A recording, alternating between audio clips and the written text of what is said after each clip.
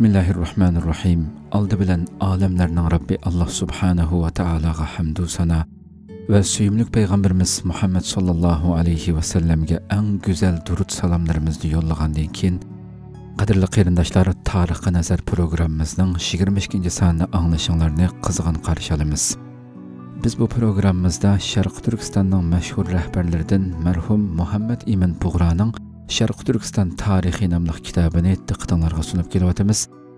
Biz ötken qitimki sanımızda Şarkı Uyghur Dövleti degan babdan başlap sözlep kelip Uyghur ilibbəsi degan babga kelip to'xtagan edik. İnşallah bugun shu yerdan başlap diqqətinizlərə sunuşni davom qilamiz. Mikrofon oldida qeyrindaşlar Abdullah Yalqun.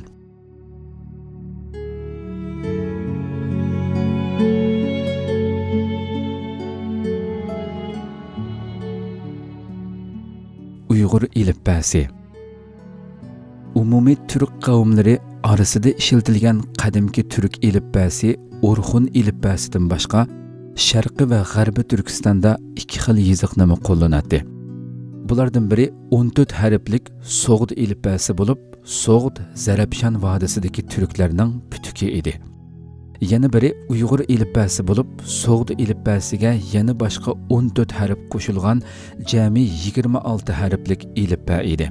İlibbəsining 14 harfi So'g'd yiziqiga o'xshaganligi uchun ba'zi tarixchilar Uyg'ur ilibbəsini So'g'd ilibbəsidan ilingan deb taxmin qilishadi. Bu Uyg'ur ilibbəsi qadimki Uyg'urlar zamonasidan boshlab Sharqi Turkistonning milliy yiziqi bo'lib, milodiy 7-asrgacha faqat Uyg'urlar orasida qo'llanib kelgan bo'lsa-mu, milodiy 7-asrdan boshlab butun turk qavmlari Uyg'ur yiziqini qo'llangan va Orxun yiziqi qilib qolgan. Qaraxonlar davrida, ya'ni 11-12 asr orasida buning o'rnini arab ilibbəsi, ya'ni hozir ishlatilayotgan yiziqimiz egalladi. Shundoq bo'lsa-mu, Uyg'ur yiziqi bu Xaqoniya yiziqi deb nom berilgan yiziq bilan ba'zida birlikda yondashib yoki ba'zida ayrim holda 15-asrgacha ishlatilib kelgan. Biroq Sharqi Turkistonda 18-asrning oxirlaridami Uyg'ur yiziqining qo'llanilganligini ko'rsatadigan vasiqalarni ko'rdim. Uyg'ur ilibbəsining 18 asli va 8 qo'shimcha harflar. Qo'shimcha harflar ba'zi asli harflarga chekit qo'yib shakllantirilgan. Bugun dunyoning cho'ng-cho'ng kitobxonalarida bo'libmi Xitoy, Hindiston, Iran, Rossiya va Turkiya Cumhuriyatining arxivlarida Uyg'ur ilibbəsi bilan yozilgan tarixiy vasiqalar nihoyat ko'p.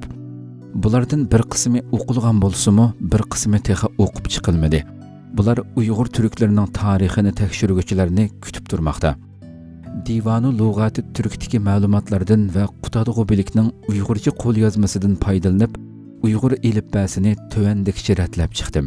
Qadirli anlıqçılar, bu yerdə avtorimiz kitabның 122-ci betida Uyg'ur ilibbəsinin yezilish, yəni öz vaqtidagi yezilish shakli bilan hozirgi o'qilish shaklini o'xshash shaklda, rasmlik shaklda bergan. Shundaqla qo'shib yezilish shaklidan ham bir qancha misollar berilgan. Kitobning 122-ci betiga qaytib ko'rib olishingizni umid qilamiz. Shundaqla nomsiz bir shoirning yozgan beytini shu vaqtdagi yezilish shakli bo'yicha bergan. Hamda bu beytning o'qilishi bo'lsa, kelsi qalay qatiqliq o'tar dayu sarangil, av yalak ishin bilib tur ancha anga teringil degan shaklda o'qilishi berilgan va hozirgi Uyg'urchada nasriy yashmasi bo'lsa, har qanday qattiqlik, qiyinchilik yuz bersa-mu, bumi o'tib ketadi deb o'zangi tasalli bergan. Zaman, ya'ni falakning odatini bilib turg'in va uningga ancha ishinib ketma degan shaklda hozirgi Uyg'urcha tilimizdagi nasriy yashmasi berilgan. Amda tövəndiki vəsiqa Sultan Abu Said Xanның Hicriyinin 832, miladi 1428 yili Rabiul Avvalda saçqan yili Uzun Hasanga yozgan putuki, ya'ni xetining bir qismi bo'lib, İstanbul Topqapı Sarayı, ya'ni muzey arxivida saqlanmoqda. Bu xatda ustidagi qadimki Uyg'ur yiziqi bilan ostidagi Xaqoniya yiziqi yondashib yozilgan. Bu yerda kitobning 123-betda şu İstanbul Topqapı Sarayı muzey arxivida saqlanayotgan ustida qadimki Uyg'ur yiziqi bilan ostidagi Xaqoniya yeziqi yondashib yozilgan bir xatning rasmlik shaklda berilgan kitobdan ko'rib olishinglarni umid qilamiz. Qadimdan tortib Uyg'urlar sap, keng va boy bir adabiy tilga ega bo'lib, yot so'zlarni qo'llanishdan qochadiganligi bilinmoqda. Chunki u davrdagi mualliflar chet eldan kelgan har narsaning o'z yeridagi nomi bilan yozmay, uningga bir turkcha ot qo'yib yozgan. Masalan, Hindistondan keladigan za'faronni ko'rkum, rangni chuvut, zurundband degan dorini bozug'a, bu bozdora degan bo'ladi. Pilni yag'an, Chindan, ya'ni Xitoydan keladigan yipak to'qimi raqni chuz deb yozgan. Undan boshqa eng qiyin fikrlarni ifodalashga to'g'ri kelganda uni turkcha so'zlar bilan izohlagan. Tangrining ism va sifatlari, oxirat mafkurasi, ilm va falsafadagi atalg'u, termin, hukmdorlar va olimlarga, hukmolar va diniy peshvolarga berilgan laqab va unvonni u davrning xalq adabiyotlarini, kitoblarini ko'rgan kishi adabiy tildagi soplik mahoratiga hayron qoladi. 17 fasl qadimki zamonlardagi turk va Xitoy siyosatlari haqida. Qadimki zaman Türk ve Xitoy orasidagi siyosiy va tarixiy munosabatlar yuqorida bayon qilingan Sharqiy Uyg'urlarning O'rxun bo'yidagi davlati yiqilgandan keyin uzildi. Chunki undan keyin Chingizxon davrigacha Türk ve Xitoylar o'rtasida muhimroq biror hodisa yuz bermagan. Bu munosabat bilan qadimki zamondagi Türk ve Xitoy siyosatlari haqida tarixiy kitoblarda yozilgan Türklar haqidagi yolg'on bo'xtonlar va Xitoy to'g'risidagi riyokorliklarning haqiqiy mohiyatini muhtaram kitobxonlarga taqdim qilish maqsadi bilan Xitoy tarixchilarining o'z iqrorlaridan tuvandagi xulosani chiqaramiz.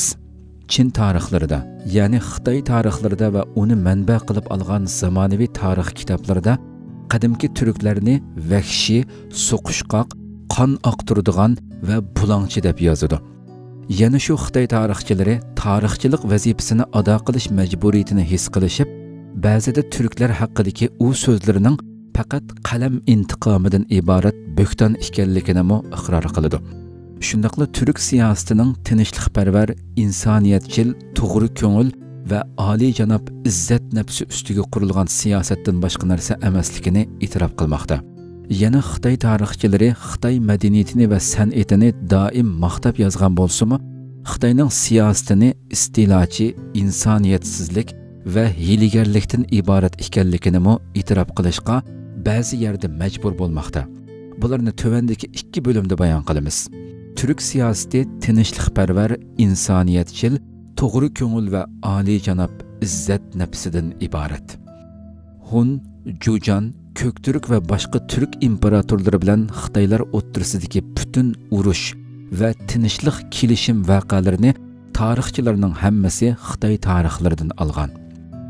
Bütün bu tarixiy kitoblarda tafsiliy rivoyat qilingan voqealarda Hunlarning, Jujanlarning yoki Köktürklarning Xitoyga qilgan hujumlari doimo Xitoyning zolimlarcha tajovuzlaridan mudofaa qilish yoki uning intiqomini olish uchun yuz berganligi fikr birligi bilan qalamga elinganligi ma'lum bo'ladi.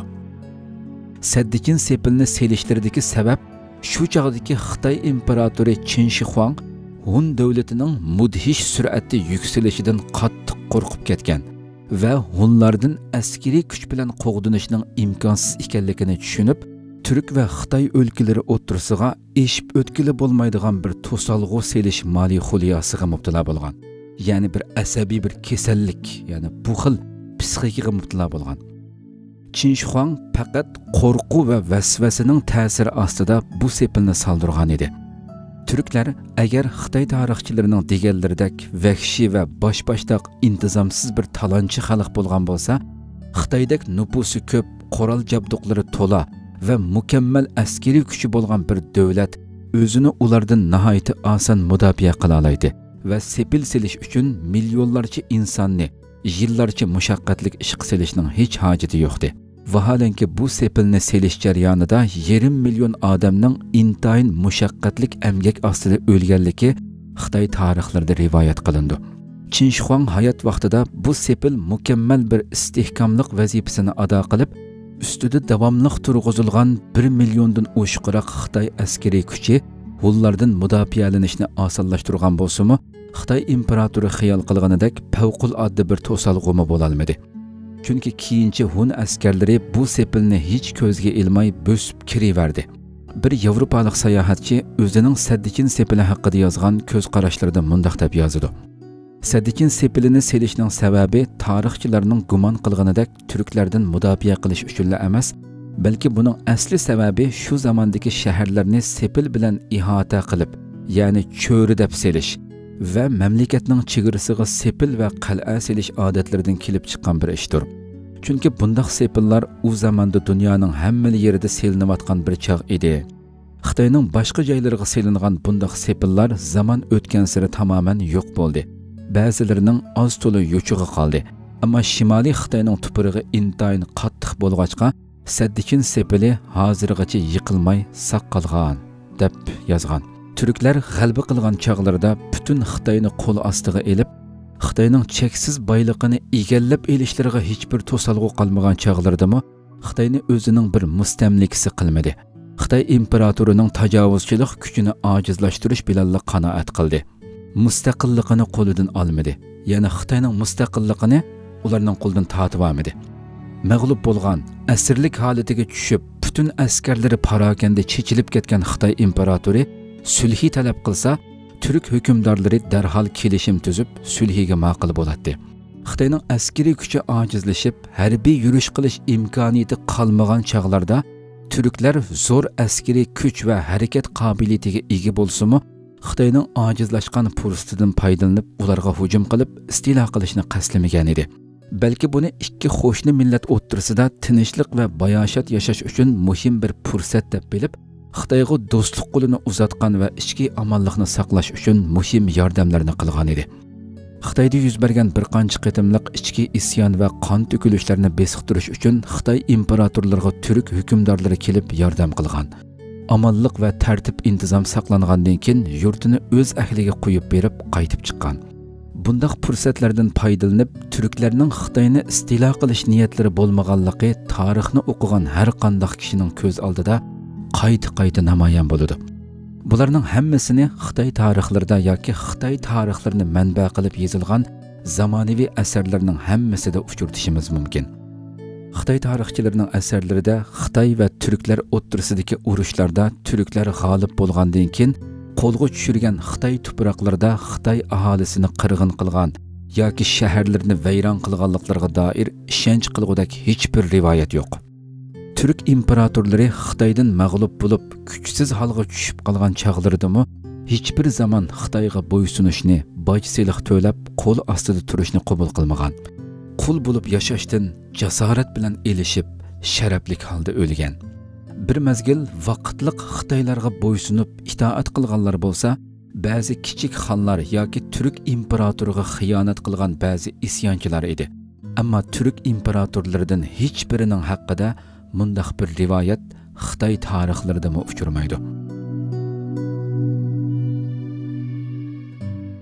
Töniki babimiz Xitoy siyosati, istilochilik, insoniyatsizlik va hiylagarlik. Türklarning mudofaa kuchi ojizlashib qolsa, Xitoy imperatorlari darhol butun tinchlik kelishimlarini yirtib tashlab, ikki millat xalqining omonligi va rohatini o'ylabmi qo'ymay, Türk yurtlariga hujum boshlaydi. Xitoylarning besib kirgan joylarda qatliam qilgan, shaharlarni vayron qilgan, qatliamdan saq qolgan begunoh xalqlarni o'z yurtlaridan haydab chiqarib, cho'l bayovonlarda ochliqdan o'lishga mahkum qilgan, Xitoyning yiroq bulonlariga surgun qilib, ularni zo'rlik bilan xitoylashtirganga o'xshash qabih qilmishlari ko'p. Bu xil vahshiylarcha zulm siyosatlarini Xitoyning mutaassib va intiqomchi tarixchilari faxrlanib yezishib, xo'shallanib ketishdi. Moğolistan'da Xitoyning orqa-orqadan elib borgan bir qancha qitimli qatliamlari natijasida bu o'lkaning vayron bo'lganligini yuqorida so'zlab o'tdik. Sharq Turkistonda Qumul, Bariko'l, Quju, Ro'ran qatorliq o'lkalar bir qancha qitim Xitoy askarlari tomonidan xarob qilingan va xalqlari qatliamga uchraganligi ma'lum. Bu o'lkalar ichida 20 ga yaqin shahri bo'lgan Ro'ran o'lkasi Xitoyning qatliam va buzib chiqishi bilan butunlay vayron bo'lib, bir cho'lga aylandi.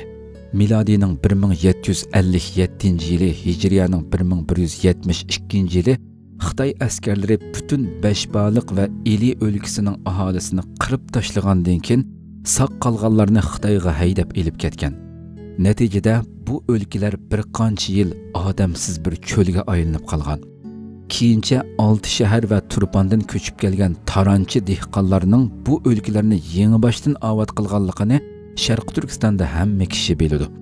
Xitoy tarixchilari o'z asarlarida bu fojialik qirg'inchiliklardan lazzatlangan holda mag'rurlanib bayon qiladi. Xitoy davlati ojizlashgan yoki turklarning kuchi oshgan chog'larda Xitoy imperatorlarining turklarga qilgan xushomatlari va turk hukmdorlariga, shahzodalarga, hatto kichik xonlarga qizlarini berib, Xitoyning esil va nafsmonlarini sovg'at qilib, bu durust, ko'ngli tuz qahramon xalqni o'ziga do'st qilib, bularning yurishlaridan, ya'ni besib kelishlaridan saqlanish yoki ularning kuchidan foydalanish niyatida bo'lganliklariga doir misollarni Xitoy tarixlaridan naql keltirib, yuqorida to'liq so'zlab o'tdik. Ammo Xitoylarning bu harakatlardan maqsadlari tinchlik va xavfsizlik bo'lmasdan, balki qudratlik ittifoqi va kuchlik askariy kuchi bilan har jihatda Xitoylardan ustun turklarning orasiga ittifoqsizlikning, fitna fasodning uruqini chechishni maqsad qilishdan iborat bo'lib, turklarning kuchini ojizlashtirib, davlatini yiqitib, yurtlarini munqaris qilishni maqsad qilgan. Tinchlikparvar va ko'ngli tuz turklar Xitoylarning bundaq hili-mikr tuzoqlariga xili ko'p tushdi. Bu voqealarni Ko'ltegin mangu teshida bilga qolgan intayin cho'nqur, tushunishlik va ta'sirlik iboralar bilan bayon qilgan. Xitoy davlati mayli kuchlik vaqtlarda bo'lsin yoki kuchi ojizlashgan chog'larda bo'lsin, turk millatini o'zining jon dushmani deb bilgan. Mayli tinchlik davrlarida bo'lsin yoki urush zamonlarida bo'lsin, hech qachon insoniyatchil yoki durust bo'lmaganligi tarix sahifalaridagi inkor qilib bo'lolmaydigan haqiqatdir. Mana bular Xitoy tarixining bergan maxsus ma'lumotlardan ilingan natijadir. Shuning uchun insof bilan qaraydigan har bir kishining nazarida up-uchuq isbotlangan bir da'vodan iboratdir.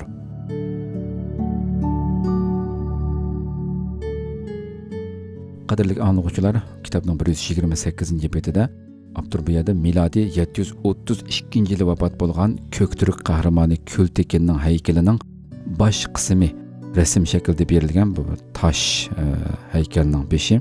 Bu bosh qismi bu haykalning O'tükendan tepilganligi hozir Germaniyada Leipzig muzeysida ekanligi bildirilgan. Qadrli qarindoshlar, shuna qilib tarixga nazar programmamizning 22-sonini mush yerda oxirlashtiramiz. Inshaalloh oldimizdagi sonimizda 4-bölüm, kitobning 4-bölümü Qaraxonlar davridan Mo'g'ullar davrigacha Sharq Turkiston 1-fasl Qaraxonlar davlati degan bobdan boshlab huzuringizga sunishni davom qilamiz. Ijobatli duolaringizda Abdur uchun ham bizlar uchun duo qilib qo'yishni unutmangizlar. Alloh umr bersa, oldimizdagi sonda ko'rishguncha omon bo'lingizlar. Assalomu alaykum va rahmatullohi taala va barakatuh.